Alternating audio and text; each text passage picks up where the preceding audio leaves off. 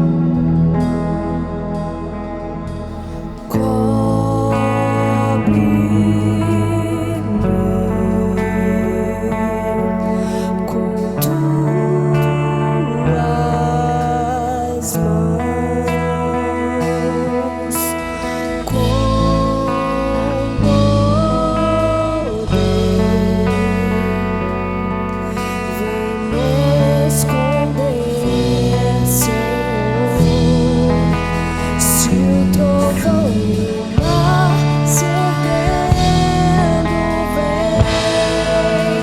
Sobre a tempestade eu voarei, sobre as águas tu também és rei. Descansarei, pois sei que és Deus.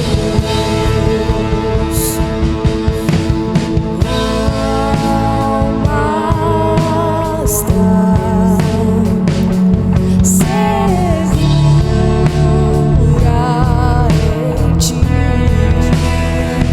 Oh, sabes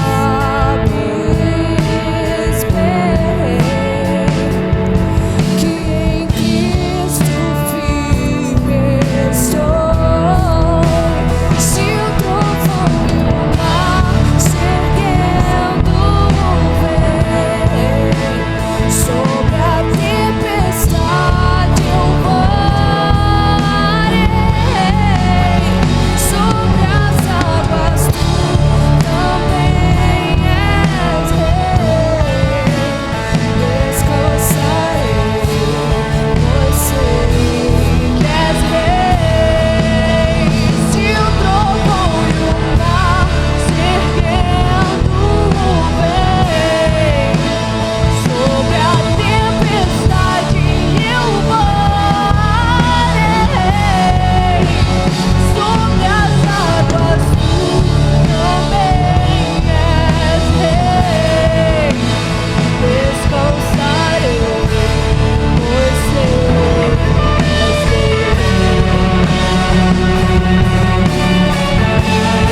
Tu és o único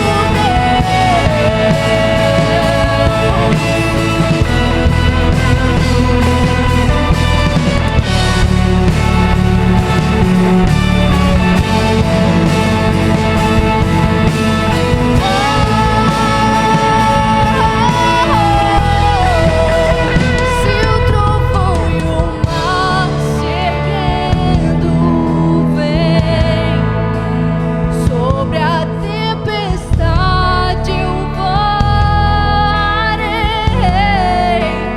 sobre as águas tu também és rei. Descansarei, pois sei que és Deus. Se o trovão e o mar se erguendo vem, sobre a tempestade eu voarei, sobre as águas tu também és rei. Descansarei, pois sei que és Deus. Descansarei, pois sei que és Deus. A graça e a paz, meu irmão, minha irmã. É um prazer mais uma vez estar aqui cultuando ao Senhor com você, você da sua casa e nós aqui. Eu queria trazer um pouco da palavra do Senhor a respeito do que Paulo fala lá em 1 Coríntios capítulo 15. Capítulo 15, Paulo começa a falar um pouco da sua trajetória enquanto apóstolo e da trajetória dos outros apóstolos que vieram antes dele. E a partir do verso 9, o apóstolo Paulo fala que ele era o menor dos apóstolos e nem sequer merecia ser chamado um apóstolo, porque ele perseguiu a igreja. Mas no verso 10 ele fala algo que é simplesmente fantástico. O apóstolo Paulo fala que pela graça de Deus eu sou o que sou. E a sua graça para comigo, ela não foi em vão. Antes eu trabalhei mais do que todos os outros. Contudo, não eu, mas a graça de Deus comigo. A fé do apóstolo Paulo, a relação do apóstolo Paulo com o Senhor, era baseada por uma verdade muito profunda, de que tudo o que ele tinha, tudo o que ele alcançava, tudo o que ele fazia porque a graça de Deus o permitia fazer. Paulo fala sobre os sucessos do seu ministério e ele sempre coloca a graça de Deus como o início de todas as coisas. Então tudo que Paulo tinha e conseguia e alcançava, ele alcançava pela graça de Deus. E não só Paulo pensava dessa forma. Outros grandes homens de Deus viviam com base nessa verdade. Se você vê, por exemplo, a história de Abraão, Abraão ele não podia ter um filho, ele era velho, a sua esposa era estéril, mas pela graça o Senhor dá a Abraão um filho. E como Abraão sabia que aquele filho havia sido concedido a ele pela graça de Deus, logo aquele filho era de Deus e não dele. E por isso que Abraão entrega o seu filho sem pensar duas vezes. Se nós formos pensar na nossa vida, é exatamente da mesma forma. A nossa vida, aquilo que nós temos, aquilo que nós conseguimos, aquilo que nós alcançamos, queridos, pela graça de Deus. Só o fato de estarmos vivos é um milagre. Se formos pensar na probabilidade matemática, seria menos de 0,1%. Então a sua vida, ela só existe de fato, ela só tem um sentido de fato porque o Senhor, pela graça, deu ela a você. Mas você deve estar pensando, mas Diego, o que é que graça tem a ver com dízimo e com oferta? Meu irmão, quando você entende que tudo o que você tem vem do Senhor, você passa a entender que o seu trabalho, aquilo que você recebe, aquilo que você ganha, aquilo que você recebe que ajuda você a sustentar a sua família, a sua casa, vem pela graça de Deus. A sua relação, irmão, passa a ser agora baseada não mais em uma relação de barganha, no sentido de que eu dou algo ao Senhor para que Ele me abençoe, mas agora passa a ser num sentido de retribuição. Eu entendo que o Senhor me abençoou e por isso eu posso abençoar outras pessoas. Eu queria durante esse momento desafiar você a ofertar, a dizimar com a intenção correta no coração. Assim como o apóstolo Paulo falou, de entender que Deus, tudo o que eu tenho, tudo o que eu sou hoje, eu tenho por causa da tua graça. E o que o Senhor tem derramado em minha vida não será em vão. Eu vou abençoar a tua casa, eu vou abençoar a tua igreja, eu vou abençoar as pessoas que precisam, para que no final de tudo, o teu nome seja glorificado. Então, meu irmão, durante esse momento, vai aparecer aí na tela os dados da conta da igreja para que você possa fazer o seu depósito, fazer a sua transferência. E eu queria te convidar a fazer isso da maneira correta, sabe? Nós entendemos que dízimo e oferta é um ato de gratidão, é um ato de adoração. E quando nós falamos em adoração, em retribuição, eu não estou falando que o Senhor precisa de nada nosso, porque Ele não precisa. O Senhor não precisa do nosso dinheiro, sabe? O Senhor não precisa do nosso salário.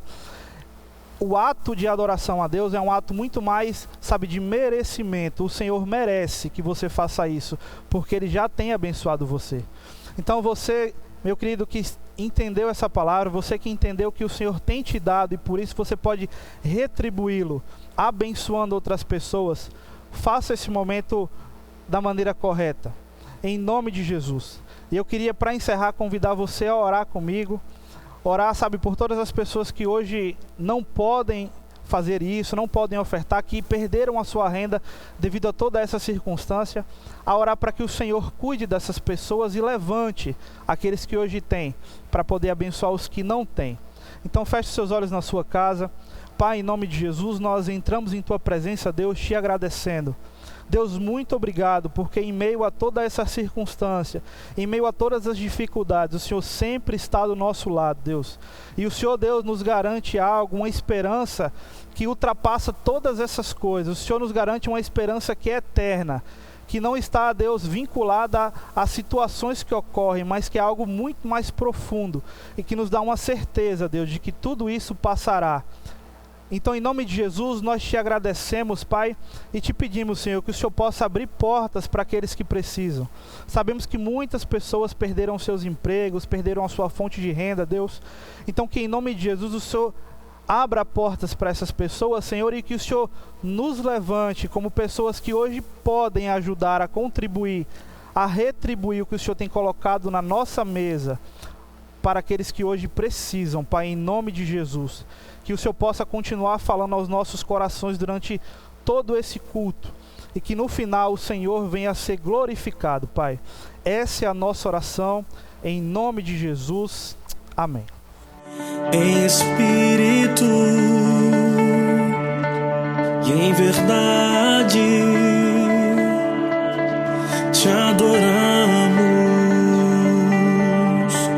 te adoramos, Rei dos reis e Senhor,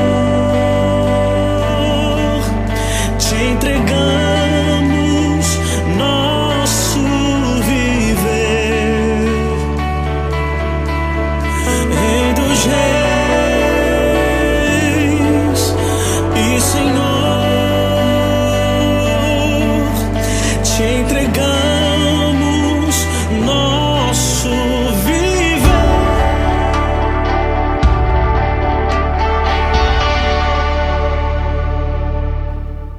Graça e paz, queridos, que bênção estarmos aqui hoje mais uma vez para o nosso culto. Eu confesso que estou com muita saudade de todos. Há um vazio, há uma atmosfera diferente, não é, em fazer o culto dessa maneira. E eu tenho certeza que você também está sentindo isso, uma vontade enorme de voltarmos a estar juntos na comunhão.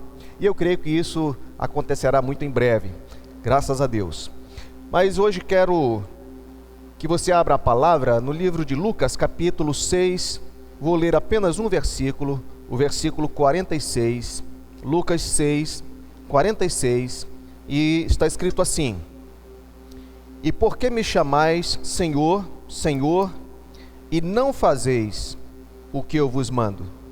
Repetindo: E por que me chamais Senhor, Senhor, e não fazeis o que eu vos mando? Essa é a palavra de Jesus, essa é uma pergunta que Jesus fez aos seus discípulos. E é uma pergunta que tem uma lógica muito simples, é uma lógica muito rasteira mesmo, é algo assim que qualquer criança pode compreender essa pergunta de Jesus. Ele diz aos seus discípulos: qual a lógica, qual a razão de vocês dizerem que eu sou o Senhor de vocês, mas não me obedecem? E é sobre isso que eu quero falar hoje. O tema da nossa palestra hoje é o Evangelho segundo os Santos Evangélicos, ou seja, o quinto Evangelho. Na língua portuguesa, essa palavra Senhor, esse vocábulo, ele é utilizado antes dos nomes das pessoas. A gente chama Senhor Miguel, Senhor Pedro, Senhor João, Senhor ou Senhora, é um pronome de tratamento. E essa cultura nos retirou a importância, nos impede de ver a importância e o real significado desta palavra Senhor. A palavra Senhor hoje não tem o mesmo significado que tinha no tempo em que Jesus viveu sobre a terra. Naquela época, a palavra Senhor significava autoridade máxima, era o número um, o homem que estava acima de todos os outros. Esse era o Senhor, essa era a definição exata do que significava a palavra Senhor.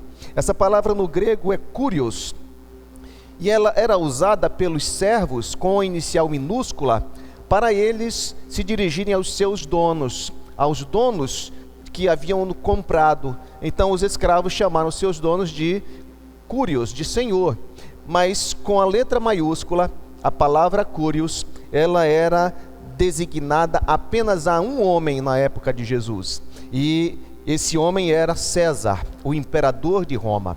Apenas César era o homem que era chamado de Senhor. Quando as pessoas se encontravam na rua, elas se saudavam da seguinte maneira: ao encontrar alguém na rua, um dizia assim: César é o Senhor. Aí o outro respondia: sim, César é o Senhor. E você já começa a imaginar o problema que os cristãos passaram a enfrentar naquele tempo.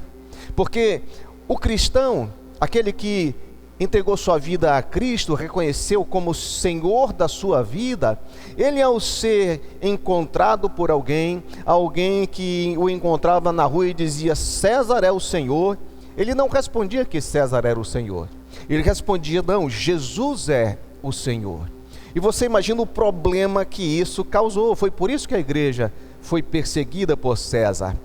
A questão é que César sabia que os cristãos não estavam mais debaixo da sua autoridade.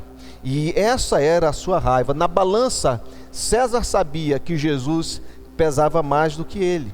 Se os cristãos tivessem que escolher a quem obedecer, é claro que eles escolheriam obedecer a Jesus.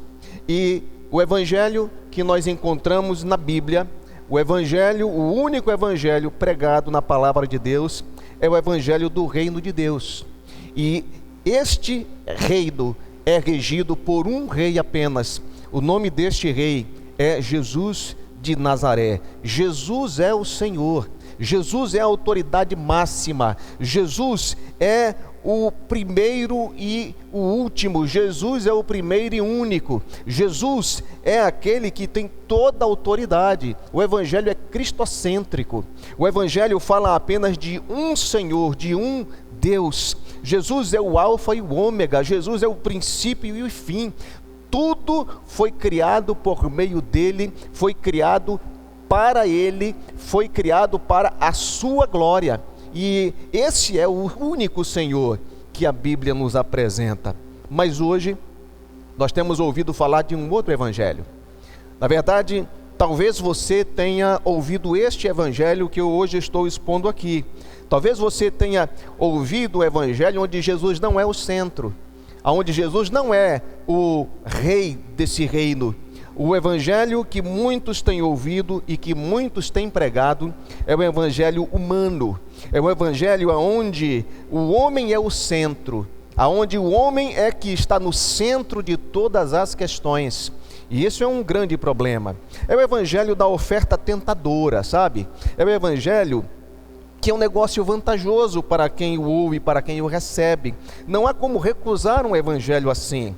Os pregadores dizem assim: aceitem Jesus, recebam Jesus, Ele está batendo na porta, abra pelo amor de Deus para esse Jesus carente, esse Jesus que está, parece que com frio, Ele está tão necessitado, e as pessoas, elas sentem que estão fazendo um grande favor a Jesus quando creem nele, quando o recebem, sabe? É uma coisa interessante, a forma como o evangelho é passado, a forma como o evangelho é pregado. E não é à toa que as pessoas realmente acham que estão fazendo um grande favor a Deus, um grande favor a Jesus quando o recebem. Nós costumamos dizer às pessoas, e é a proposta do evangelho, que Jesus realmente transforma, Jesus muda, Jesus, ele causa uma transformação, mas às vezes as pessoas estão apenas ouvindo isso, elas estão apenas ligadas nisso. Agora, se eu receber Jesus na minha vida, eu vou prosperar, a minha vida vai ter paz, a minha vida vai ser cheia de saúde. É um evangelho que apela para os interesses humanos. É um evangelho que parece que foi criado, foi elaborado apenas para satisfazer as necessidades e os interesses do ser humano. A questão para as pessoas hoje que às vezes ouvem esse evangelho é a pergunta seguinte: o que Jesus pode fazer por mim e para mim? Essa é a questão. As pessoas estão sempre se perguntando: mas o que é que Jesus pode fazer por mim e para mim? Aí você já imagina que realmente esse não é o evangelho de Jesus. As nossas reuniões, elas são centralizadas no homem, se a gente prestar um pouco de atenção. Os nossos cultos, muitas vezes, eles não são elaborados para cultuar o Rei, o Senhor, o Deus. Elas são reuniões que elas são elaboradas para nós. Pense um pouco. A gente não quer que o ambiente esteja confortável. A gente não se sente melhor se tiver o ar-condicionado, se as cadeiras forem macias. A gente não se sente melhor se, a reunião estiver em um contexto onde não vai atrapalhar nenhuma outra atividade importante que eu tenha. Quantos deixam de vir ao culto de adoração porque estão cansados demais, porque foram à praia e ficaram cansados, enfadados, então hoje não vai dar para ir à reunião, porque não é conveniente, não é o interesse pessoal, não é algo que vai satisfazer uma necessidade pessoal. As nossas reuniões, elas muitas vezes são centralizadas no homem, assim como as letras das canções que cantamos. Preste atenção que às vezes existem muitas letras que elas são naquele ritmo assim, faz um milagre em mim, sabe? A canção não é para exaltar a Deus, o Senhor, a sua pessoa, a sua glória, a todos os seus atributos. Não, a canção é para pedir a Deus que Ele faça alguma coisa por nós. Faz um milagre em mim, Senhor, não é? Sempre são canções que exaltam o homem e não a Deus, exaltam a necessidade do homem e não a necessidade de adoração a Deus que o homem tem. Sabe, é a bênção. A bênção é mais adorada do que o abençoador. Esse é o evangelho que não é centralizado em Jesus, é o evangelho que é centralizado no homem. As nossas orações, como são? Já prestou atenção nas nossas orações? Qual é o teor das nossas orações? Geralmente são assim: Senhor, abençoa a minha família, abençoa os meus filhos, abençoa, retira todo mal de sobre nós, guarda a minha casa. Senhor, abençoa o meu cachorro, o meu gato, o meu papagaio. Pense, irmão, pense um pouco e veja se não é isso que muitas vezes estamos praticando. E veja se não é esse evangelho que muitas vezes, sem perceber e não por maldade, nós estamos praticando. O evangelho que coloca Deus como um gênio da lâmpada, coloca o Senhor Jesus como alguém que está ali e que nós encontramos. Não foi Ele que nos encontrou, nós encontramos, e Ele tem a obrigação de satisfazer desejos nossos, satisfazer necessidades nossas. É só esfregar e pedir. Agora o grande problema é quando Ele não dá, é quando Ele não atende as nossas orações, quando Ele não atende o nosso clamor, quando Ele não faz a nossa vontade. Aí a coisa fica feia, sabe? Porque nós começamos a duvidar se realmente esse Deus que nós estamos servindo, começamos realmente a pensar se realmente Ele pode fazer alguma coisa por nós, para nós. Acontece que Jesus não é o nosso servo. É só esse o detalhe. Jesus não é o nosso servo, Ele não está para nos servir.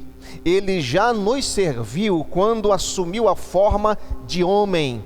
Ele já assumiu a forma de servo quando Ele veio morrer, pagar o preço dos nossos pecados, levar todas as nossas culpas. Ele já nos serviu quando Ele pagou com a sua vida o preço dos nossos pecados. Mas nós não entendemos a parte aonde Ele ressuscitou. E Ele ressuscitou e recebeu de volta todo o seu status de Deus, recebeu todo o seu poder, autoridade. O seu nome está acima de todo nome, ao qual todo joelho se dobrará, toda língua confessará que Jesus é Senhor. Mas muitas vezes nosso não. Muitas vezes Senhor de tudo, mas não nosso, porque não entendemos que Ele já nos serviu. Ele não tem que continuar nos servindo. Nós agora somos os servos. Há um momento em que nós recebemos Jesus como Senhor da nossa vida, nós nos tornamos servos. Somos nós os servos e não Ele. Ele é o Senhor. Ele manda, Ele tem autoridade. Nós é que temos que obedecê-lo. Qualquer vontade de Jesus, qualquer ordem de Jesus, qualquer que seja aquilo que passa no coração do nosso Deus, para nós é uma ordem, para nós é algo que nós simplesmente devemos obedecer. Precisamos entender isso. Não estamos servindo a um Deus que é servo agora, nós estamos servindo um Deus que é Senhor. Ressuscitou, foi glorificado, está assentado sobre todo principado e potestade e reina absoluto sobre todas as coisas. Imagine comigo, se em algum momento da nossa história nós estamos vivendo algo parecido agora, estamos vivendo momentos em que a igreja precisou obedecer a decretos de autoridades humanas. Nós estamos nesse momento fazendo esse culto dessa maneira porque foi baixado um decreto de um governador, de autoridades instituídas, e nós estamos obedecendo. Há uma boa razão, há uma boa desculpa para esse decreto, e é por isso que estamos obedecendo. Mas imagine se uma autoridade humana decretasse que você não poderia mais adorar ao Senhor. Imagina se uma autoridade humana, ou religiosa, ou política, decretasse que você, eu, não deveríamos e não poderíamos mais confessar a Jesus como nosso Senhor. Como seria a nossa reação? Quais seriam as nossas orações? Que tipo de orações nós faríamos? E se esta ordem, se esse decreto viesse acompanhado de perseguições, de maltratos, de prisões? Imagine como seria. De que forma nós nos comportaríamos? Qual seria a nossa reação diante de algo assim? Lembre-se que o apóstolo Pedro falou, e os apóstolos todos concordaram, que antes devemos obedecer a Deus do que aos homens, caso as ordens humanas sejam contrárias à vontade de Deus. Mas eu quero trazer para vocês um exemplo da igreja, a igreja primitiva. Eles estavam passando por um momento assim. Lá em Atos capítulo 4, no versículo 24, a partir daí eu vou ler e nós vamos acompanhar o que aconteceu ali. E diz assim: e ouvindo eles isto, unânimes levantaram a voz a Deus e disseram, ou seja, eles clamaram a Deus e estavam fazendo uma oração, e disseram assim: Senhor, Tu és o que fizeste o céu e a terra, e o mar, e tudo o que neles há, que disseste pela boca de Davi teu servo. Por que bramaram as gentes, e os povos pensaram coisas vãs? Levantaram-se, e os reis da terra e os príncipes se ajuntaram a uma contra o Senhor e contra o seu ungido. Porque verdadeiramente contra o teu santo filho Jesus, que tu ungiste, se ajuntaram não só Herodes, mas Pôncio Pilatos, com os gentios e os povos de Israel, para fazerem tudo o que a tua mão e o teu conselho tinham anteriormente determinado que se havia de fazer. Agora veja o que eles dizem, versículo 29. Agora, pois, ó Senhor, olha para as suas ameaças e concede aos teus servos que falem com toda ousadia a tua palavra, enquanto estendes a mão para curar e para que se façam sinais e prodígios pelo nome do teu santo Filho Jesus. Veja o nível da oração. Veja o que estava envolvido nesta oração. Eles não estavam ali clamando, choramingando, eles não estavam reclamando a Deus pelo que estava acontecendo. A igreja se reúne e eles oram pedindo que Deus tomasse conta da situação, que Deus mesmo olhasse para o contexto, as ameaças que estavam acontecendo, sabendo que Deus é Senhor. Esse foi o início da oração. Eles disseram Senhor, e aí pediram: Deus, olha para tudo isso, teu é o controle sobre tudo isso, estamos entregando nas tuas mãos, olha essas ameaças, enquanto, preste atenção nisso, enquanto tu estendes a tua mão sobre nós, para que nós possamos falar a palavra, para que os teus servos possam com toda ousadia pregar a palavra. Não era interesse próprio, não eram interesses humanos, não era o servo pedindo que o Senhor lhe guardasse, lhe protegesse, porque ele é o mais importante, não. Eles não perderam a visão de que, apesar das circunstâncias adversas, havia uma missão, havia uma ordem, havia algo que Deus, o Senhor, havia lhes mandado fazer. E eles dizem: Senhor, toma conta disso para que nós possamos nos desincumbir da nossa missão, que é pregar a palavra, semear a palavra. Enquanto tu estendes a mão para curar, para fazer prodígios, para fazer sinais pelo teu santo Filho Jesus. E veja o resultado disso, versículo 31. E tendo eles orado, moveu-se o lugar em que estavam reunidos, e todos foram cheios do Espírito Santo e anunciavam com ousadia a palavra de Deus. O resultado não poderia ser diferente. O resultado jamais seria diferente, dado o nível e os motivos da oração daquele povo, dado o grau de entendimento de quem é o Senhor e de que ordem Ele deu para que os servos se desincumbissem. É uma grande diferença de muitos de nós nesse tempo, de muito daquilo que temos vividos nos tempos de hoje. Porque esse é o Evangelho de Jesus, esse é o Evangelho real, é o Evangelho onde Jesus é o Senhor. Mas existe o quinto Evangelho.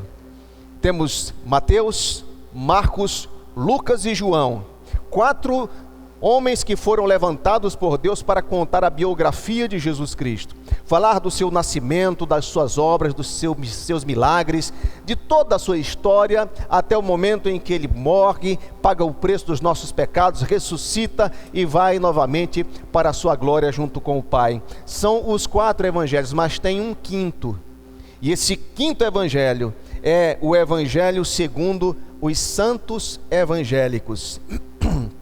Esse quinto evangelho é um apanhado geral de tudo aquilo que está nos 4 evangelhos que nos agrada. O quinto evangelho é um apanhado de todas as promessas, é um apanhado de tudo aquilo que Deus prometeu fazer por nós, porque Deus faz e continua fazendo muito por nós, e prometeu fazer outras coisas que ainda não aconteceram por nós. Mas esse quinto evangelho se liga só nisso. Não sei se você se lembra ou se viu alguma vez, não é mais do nosso tempo isso, mas foi do tempo quando eu me converti. Era algo chamado caixinha de promessas. Era uma caixinha que a gente comprava nas livrarias, e ali eram cheios de cartões com versículos, e absolutamente todos os versículos que você tirava ali, era chamado caixinha de promessas por isso, porque todos os versículos eram promessas maravilhosas de Deus. E a gente ia lá durante a manhã e dizia: vou ver o que Deus tem para mim hoje. Aí tirava, aí lia aquela promessa maravilhosa, só bênção, só vitória. Tem muito crente que ainda vive com a caixinha de promessa. Tem muito crente que ainda vive buscando a palavra só para ver as promessas.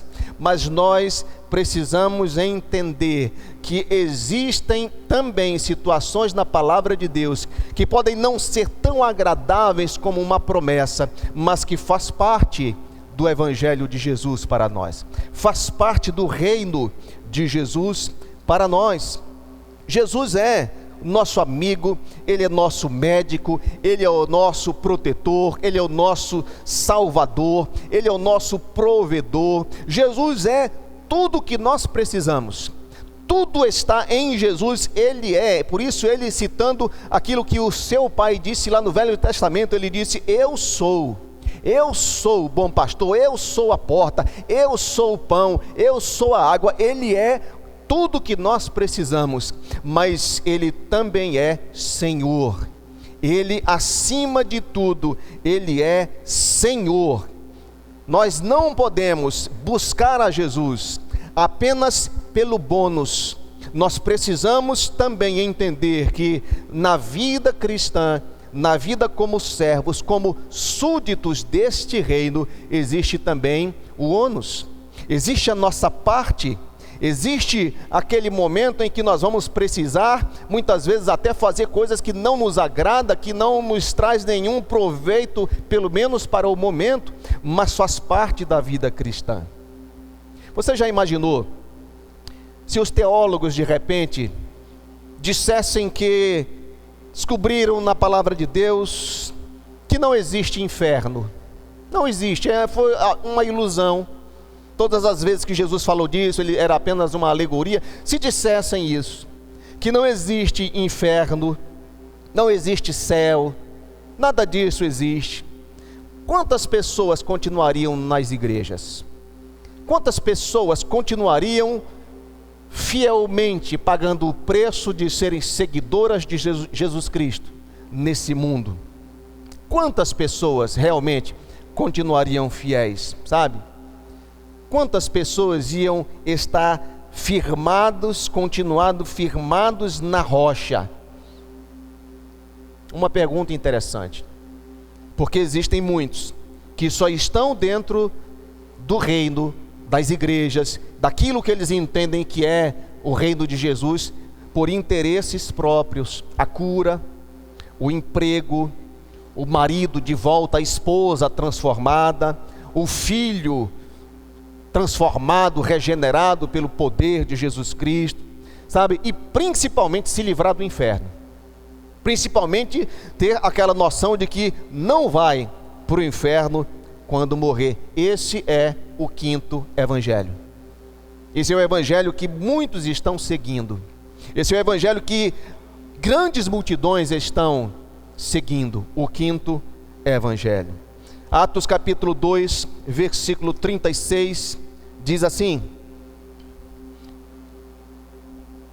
o apóstolo Pedro estava pregando, e no final do seu sermão ele encerra dizendo assim: saiba, pois, com certeza toda a casa de Israel, que a esse Jesus, a quem vós crucificastes, Deus o fez Senhor e Cristo. Esse foi o final do sermão do apóstolo Pedro, ali no contexto de Jerusalém, no nascimento da igreja primitiva, o primeiro dos seus sermões. E Pedro argumenta pela palavra de Deus, pegando o Velho Testamento até o seu contexto atual, e ele diz: por tudo isso que acabei de vos apresentar, tenham certeza, este homem que foi acabado de ser crucificado, esse homem, ele foi feito Senhor, ele é o Senhor, o dono de tudo. O nome dele está acima do César, o nome dele está acima de qualquer poder, de qualquer autoridade. E qual foi o resultado dessa pregação? Quando as pessoas ali de Jerusalém ouviram isso, elas se arrependeram, elas disseram a Pedro: irmãos, então o que faremos? Por que eles perguntaram isso? Porque aquelas pessoas, ouvindo o apóstolo Pedro fazendo a conclusão do seu sermão, com o fato de que Jesus é o Senhor, não era um mero carpinteiro, não era um mero homem, um mero revolucionário, era o Senhor, o próprio Deus encarnado ali, pagando o preço da nossa redenção. Por que esses homens perguntaram isso? Porque eles compreenderam naquele momento que até aquele dia eles estavam vivendo debaixo de um outro senhorio que não o de Jesus Cristo.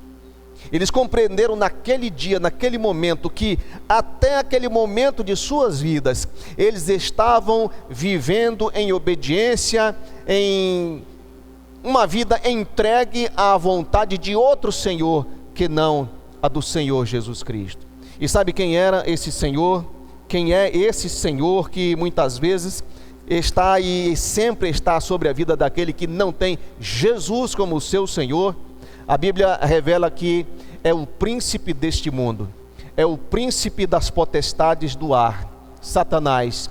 Ele é o Senhor das trevas, é o príncipe das trevas, aquele que reina na escuridão. E quando a palavra de Deus menciona que Satanás é o príncipe das trevas, não está se referindo à claridade ou escuridão, no sentido de que uma luz, quando acende, ela espanta a escuridão, as trevas. Não é disso. A palavra de Deus, quando diz que Satanás é o príncipe das trevas, está dizendo que o diabo opera no oculto, ele opera na falta de conhecimento de Deus.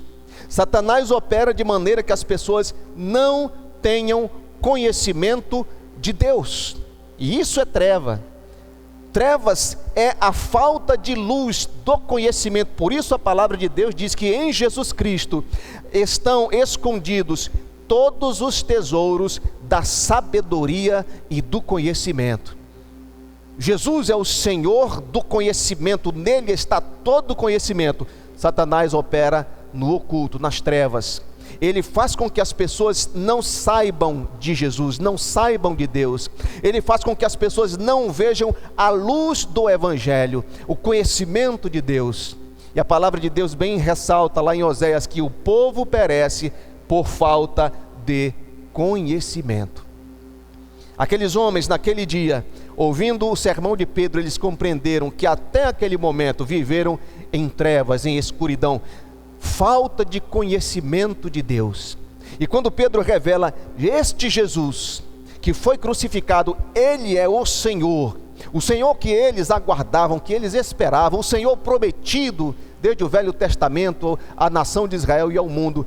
Eles disseram: o que faremos? E o apóstolo Pedro disse: arrependei-vos de viver sem o conhecimento dele, de viver debaixo de outro Senhor que não ele. Arrependei-vos de até hoje viverem obedecendo a um Senhor que de fato não é Deus. E eles se arrependeram, foram batizados e a partir daquele dia passaram a viver debaixo do senhorio de Jesus Cristo.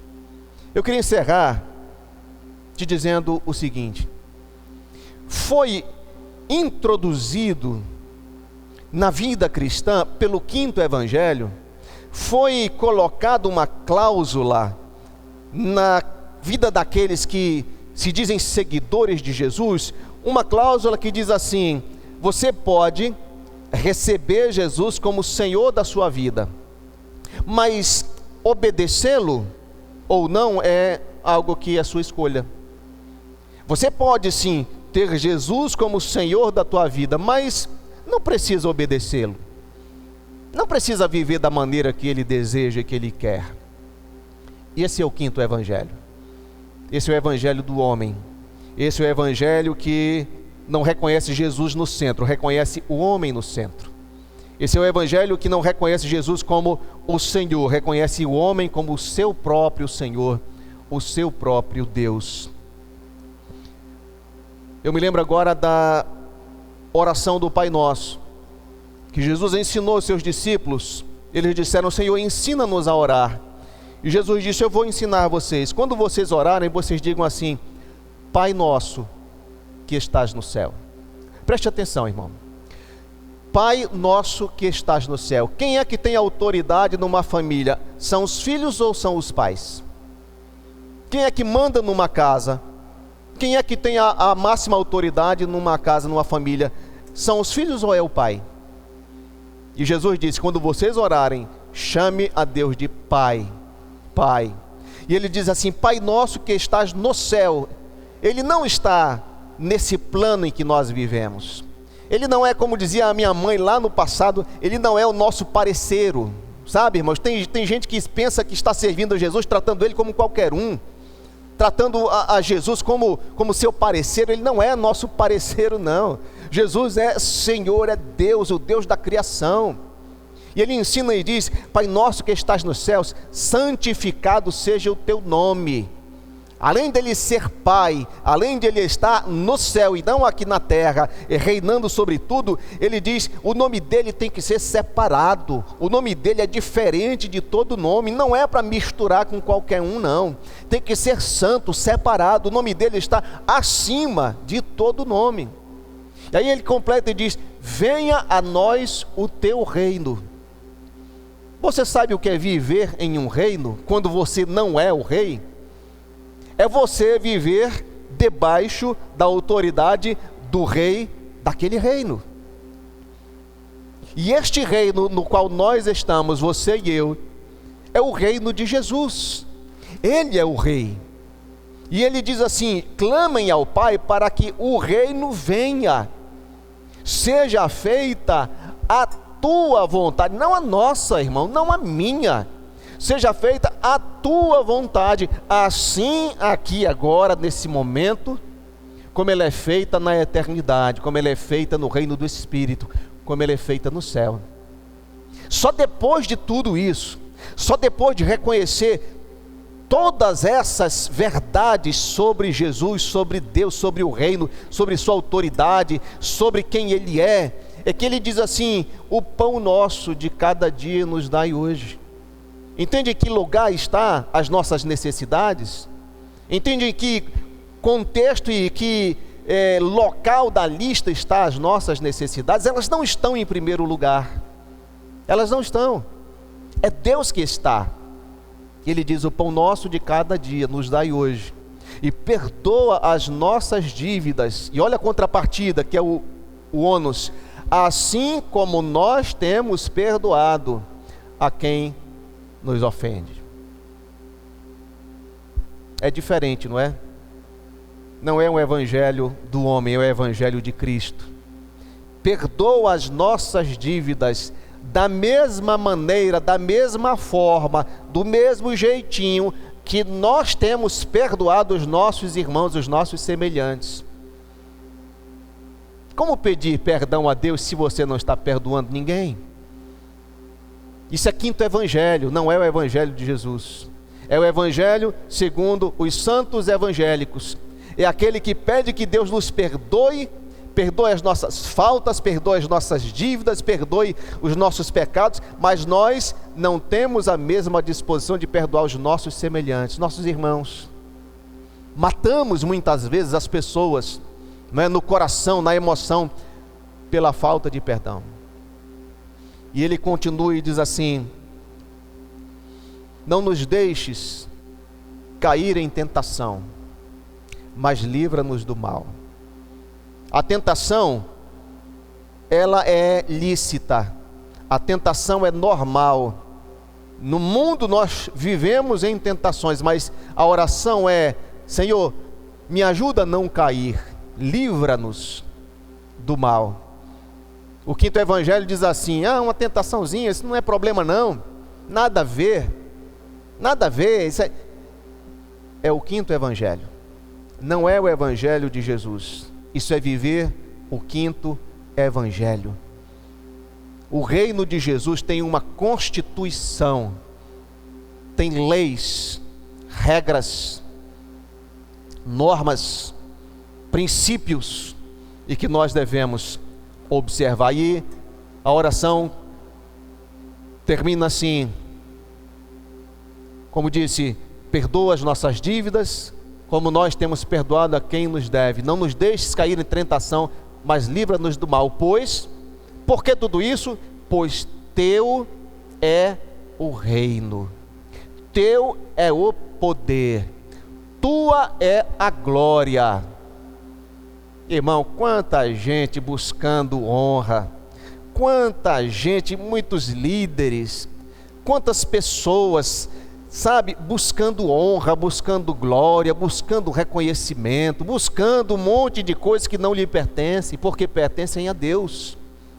Teu é o reino, tua é a glória, dele é o poder para sempre. Nunca será nossa a honra, nunca será nossa a glória, nunca será, nunca. Para sempre será de Deus, o Senhor, o nosso Senhor. Amém? Gostaria que você pensasse nisso. Eu gostaria que você avaliasse isso. E gostaria que você tomasse uma decisão sobre isso. De esquecer, se é o seu caso, e muitas vezes é o meu caso.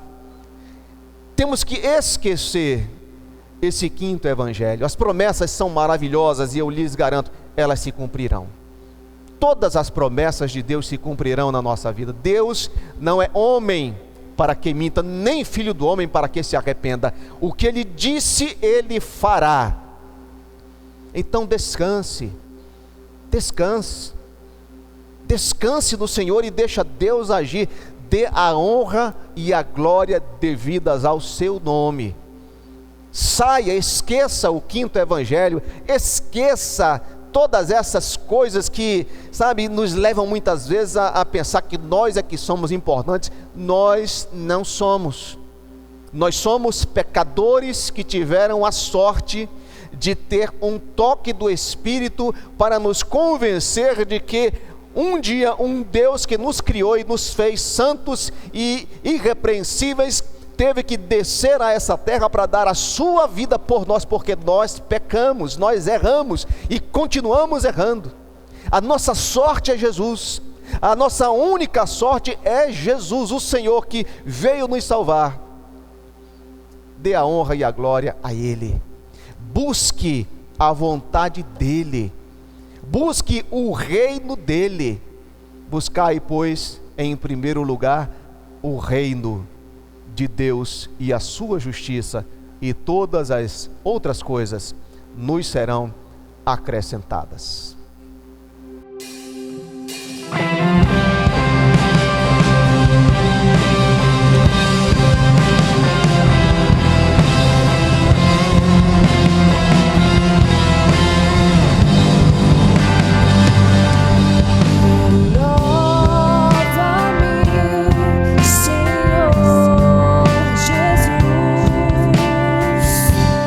Já não quero ser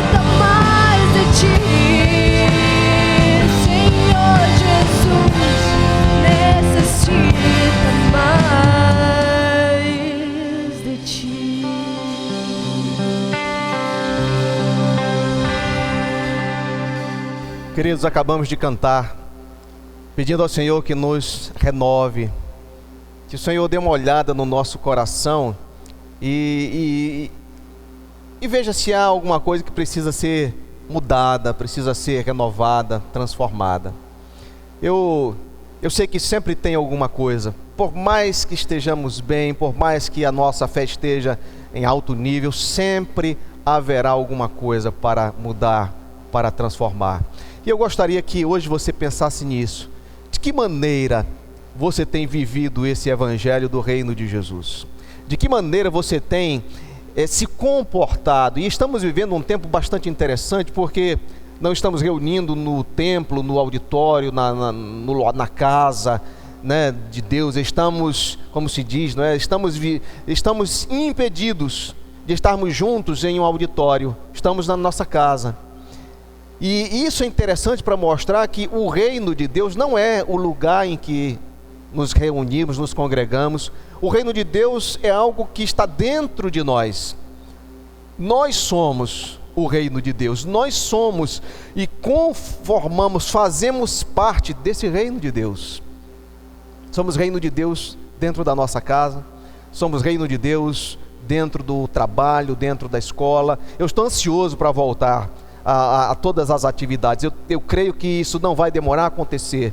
Eu creio que logo, logo estaremos novamente juntos como igreja, congregação, reunindo juntos, adorando. Eu estou com saudade daquele movimento, a igreja toda cantando junta ao mesmo tempo, sabe? Algo maravilhoso. Mas só isso não é o reino de Deus. O reino de Deus é algo maior. É onde existe um rei, só um rei, e não precisamos de mais do que um. Só existe um Senhor, e o nome dele é Jesus. Que Jesus, esse Deus glorioso, esse Rei glorioso, esteja trazendo ao nosso coração estas verdades, de maneira que elas sejam cravadas, que elas penetrem na nossa vida, no nosso coração, e nos faça abandonar, retirar da nossa vida todos aqueles conceitos do quinto evangelho, e nos leve a viver plenamente o único evangelho, esse onde Jesus é o Rei. Vamos orar. Pai, muito obrigado, Senhor, porque a Tua palavra é tão maravilhosa, tão rica e tão esclarecedora. A Tua palavra nos mostra apenas um evangelho, onde nós somos servos, onde Jesus é o Rei, aonde Ele manda e nós obedecemos. Pai, e que reino glorioso é esse, que reino maravilhoso é esse, que não pode ser detido, não pode ser contido, não pode ser destruído, e eu quero fazer parte eternamente disso. Você que hoje está ouvindo essa mensagem, essa transmissão, também fará parte, nós já fazemos parte, e nunca estejamos por ignorância ou por qualquer outra razão, trocando isso por algo de menor importância.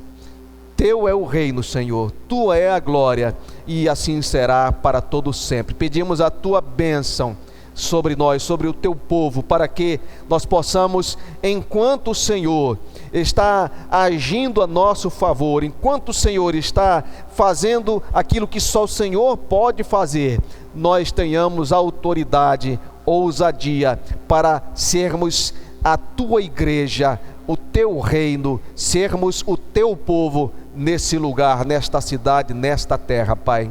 Abençoa-nos dessa maneira, Senhor, que nós saibamos nos comportar como esse reino nesta terra, e assim, ó Deus, espalhar a Tua luz, o Teu conhecimento àqueles que ainda não Te conhecem. Em nome de Jesus eu Te peço isso. Amém. Queridos, graça e paz, que Deus nos dê uma semana abençoada.